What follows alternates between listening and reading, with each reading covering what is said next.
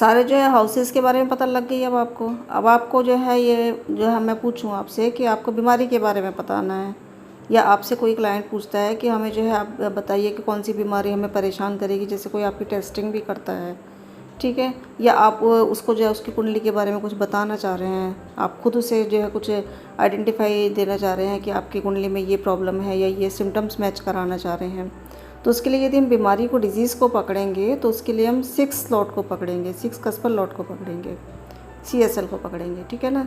तो इसमें 6 CSL क्या है आपका, 6 CSL अभी पीछे आपने चेक किया था, इसमें 6 CSL क्या है आपका, वीनस है, ठीक है।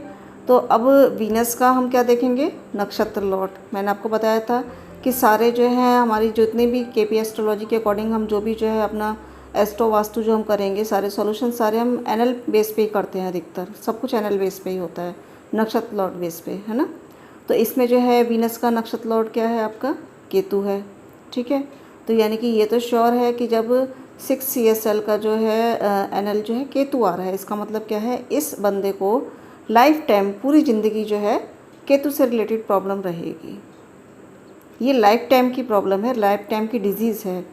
इन जनरली देखा जाए तो 36 जो है वो होती है, डिजीज़ होती है लाइफ में, ऐसा थोड़ी है कि एक ही डिजीज़ होती है।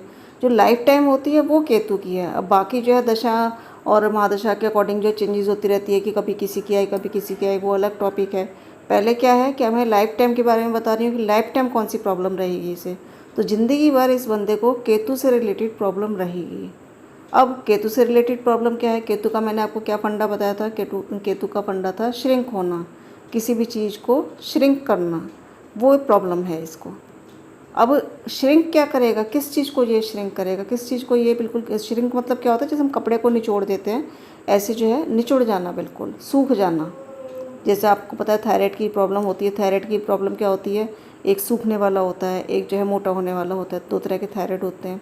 तो ऐसे ही जो सूखने वाली कैटेगरी जो होती है वो केतु के कैटेगरी में आती है, ठीक है। अब ये केतु तो हमें पता लग गया कि इसे लाइफ टाइम केतु की प्रॉब्लम रहेगी, लेकिन अब वो केतु मतलब श्रिंक की प्रॉब्लम रहेगी लाइफ टाइम, इससे जो बीमारी रहेगी वो श्रिंक होने की रहेगी। अब वो श्रिंकेज क्या है, श्रिंकेज क्या है, श्रिंकेज मतलब किस से रिलेटेड, किस चीज़ को श्रिंक करेगा, बॉडी में कोई पार्ट तो श्रिंक होगा इसको, ऐसा थोड़ी है कि जो है पूरी बॉडी श्रिंक हो जाएगी, ऐसा तो नहीं है। तो वो किस में होगा, तो इसमें अभी कुंडली में आपने क्या देखा था कि केतु जो है कौन से इसमें घर में बैठा है, केतु आपके 8वें घर में 11 नंबर, तो 11 नंबर में कौन सा जो है बॉडी का पार्ट आएगा, 11 नंबर में आपकी पिंडली आ सकती हैं, घुटने से नीचे का जो पैर का पोर्शन होता है, और लेफ़्ट ईयर भी आ सकता है।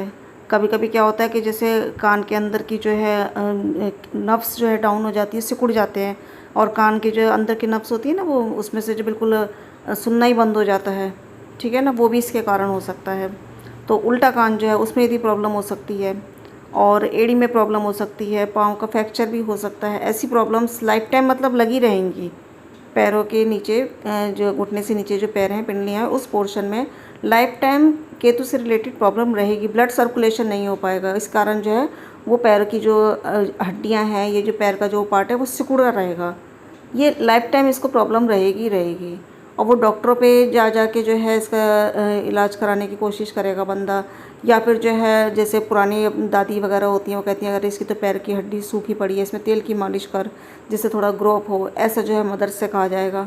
लेकिन उससे कुछ भी फ़र्क नहीं पड़ेगा, क्योंकि केतु क्या है, केतु उस जगह को सिकोड़ के ही रखेगा। कई कई पैर देखे हैं ना अपने, बिल्कुल सिकुड़े रहते हैं, बॉडी पार्ट्स ऊपर के सही है लेकिन पैर बिल्कुल सिकुड़े पड़े हैं, तो वो इस केतु के कारण है। तो अब इसमें इसको क्या करना पड़ेगा, ये लाइफ टाइम की है, लाइफ टाइम इसके पैर ऐसे रहेंगे, लाइफ टाइम, ठीक है। अब इसको क्या करना पड़ेगा, इसे जो है लाइफ टाइम जो है केतु से बचना पड़ेगा, केतु का इसको दान करना ही पड़ेगा। केतु का दान वो लिस्ट में दे रखा है मेजरली। और अधिकतर जो है केतु के दान में क्या आएगा आपका, इमली ज़्यादा आती है, खट्टा जिसे बोलते हैं, उससे थोड़ा बच के रहे इंसान। और इसको जो है केतु से रिलेटेड जो इसके कपड़े हैं जैसे चेक पैटर्न होता है उनको बिल्कुल ना पहने ये बंदा, क्योंकि अधिकतर जब ये से पहनेगा, अब मान लो कभी ऐसी कंडीशंस आई कि वीनस की महादशा या दशा या अंतरदशा आई और उस समय जो है इसने ये चेक पैटर्न के कपड़े पहनने स्टार्ट कर दिए, तो सोने पे सुहागा हो गया, फिर तो 100% इसको पैरों में प्रॉब्लम रहनी ही रहनी है। उस समय तो और ज़्यादा इसी केतु का दान करना पड़ेगा, ठीक है। और इन जनरली लाइफ टाइम इसी केतु का जो है दान करना ही पड़ेगा, नहीं तो इससे प्रॉब्लम बनी ही रहेगी। ये लाइफ टाइम की रेमेडीज़ हैं, ठीक है ना। बाकी केतु में क्या क्या है वो तो है ही है। और किसका सामान किससे हटाना है वो तो अभी एस्ट्रो वास्तु का पोर्शन आएगा। अभी फ़िलहाल आपको क्या करना है, अभी फ़िलहाल आपको जो है इसके अकॉर्डिंग जो है, अगर हम जो है इसको हम यूँ कहें कि अगर आपको पूरा लाइफ में बीमारी से बच के रहना है केतु से, अब केतु तांत्रिक में भी आ जाता है, तो तांत्रिकों से भी इसे सावधान रहना पड़ेगा, उससे भी प्रॉब्लम इसे बनी रह सकती है, ठीक है ना, लाइफ टाइम इसको प्रॉब्लम बनी रह सकती है। तो ये तो हो गया कि हमारा जो है अगर हम मेजरली हम 6 CSL के अकॉर्डिंग हम बीमारी को पकड़ें तो कैसे पकड़ें। अब इसके बाद आता है महादशा, है ना। तो इस तरीके से हम थोड़ी सी चीज़ों को सॉर्ट आउट करते हैं। लेकिन पहले आपको प्रैक्टिस किसकी करनी है, पहले आपको प्रैक्टिस पहले इसकी करिए कि अगर हमें जो 6 CSL का जो है हमें चेक करना है तो वो हम कैसे चेक करेंगे। और उसके बाद जो है फिर मैं आपको महादशा दशा के अकॉर्डिंग जो है डीपली बताऊँगी कि महादशा के अकॉर्डिंग जो है हम कैसे इन चीज़ों को पकड़ते हैं, ठीक है। हाँ, कल जो है मैं सबकी आप सबकी जो अपनी कुंडलियों खोल के और उनमें 6 CSL के अकॉर्डिंग जो भी कुछ है, आपका जो भी जो है प्लेनेट आ रहा है उसके हमें क्या क्या रेमेडीज़ करनी होंगी ये आप मुझे जो है कल क्लियर करके देना। हाँ बिल्कुल।